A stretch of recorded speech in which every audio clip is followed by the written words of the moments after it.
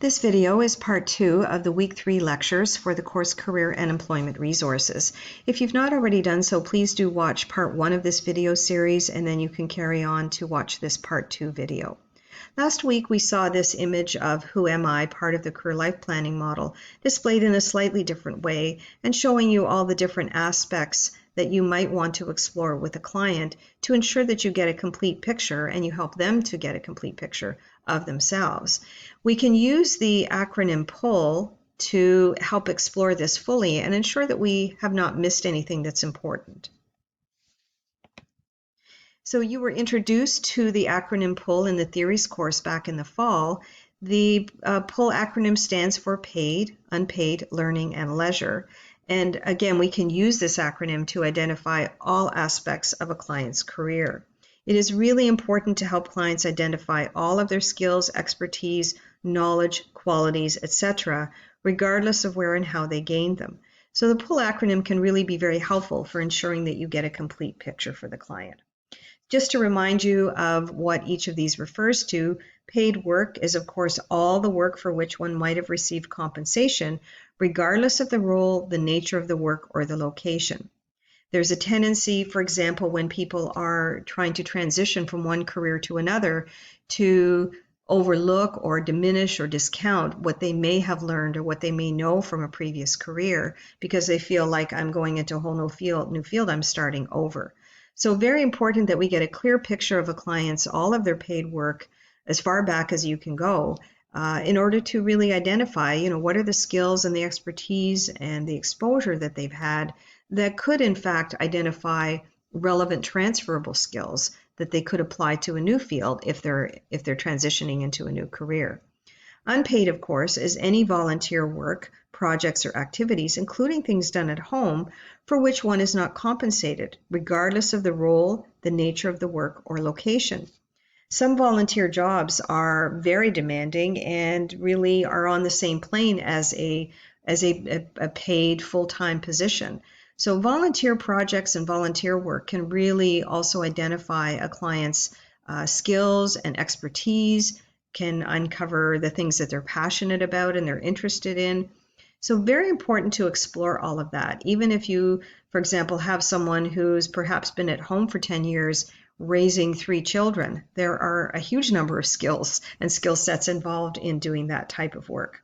So very important that we do not discount a client's unpaid work and that we help them to identify clearly what they have done. This is all just part of the picture that you are going to collect within the Who Am I stage. We don't know how any of these things are going to fit yet with what's out there and how do I get there, but this is taking the time to really do a complete picture of the client.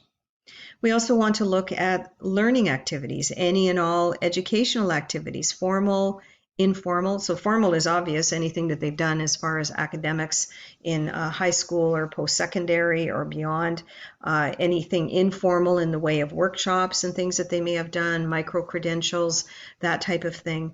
And then also anything they may have done where they are self-taught. Some people are really exceptional at being able to drill down. Maybe they've gone through a whole big module or course on LinkedIn Learning and really learned a lot from that. So very important that we do identify any of their learning activities. And then lastly, leisure, hobbies, interests, and leisure pursuits that may involve specific skills. Again, this can really clearly illustrate for a client the things that they're particularly good at and also that they're passionate about. So by doing a full PULL exploration, you will get a very complete picture of all of the client's skills, expertise, knowledge, interests, all of those things. And it's really important that you make the effort to ensure that you cover all 4 of these categories because clients will discount some of this and they may not think to bring it up. So do ensure all these aspects are considered when you're exploring in the Who Am I stage. And then if you're working with clients around, let's say, a resume or creating a LinkedIn profile, that you look for ways to incorporate this PULL information into their resume, into any of their marketing documents, and prepare them to talk about relevant aspects in job interviews. Now, you will not be doing that till you would get to the what's out there stage, but it's important to identify these aspects And then you can bring them into your discussion with clients around things like resumes and cover letters and so on.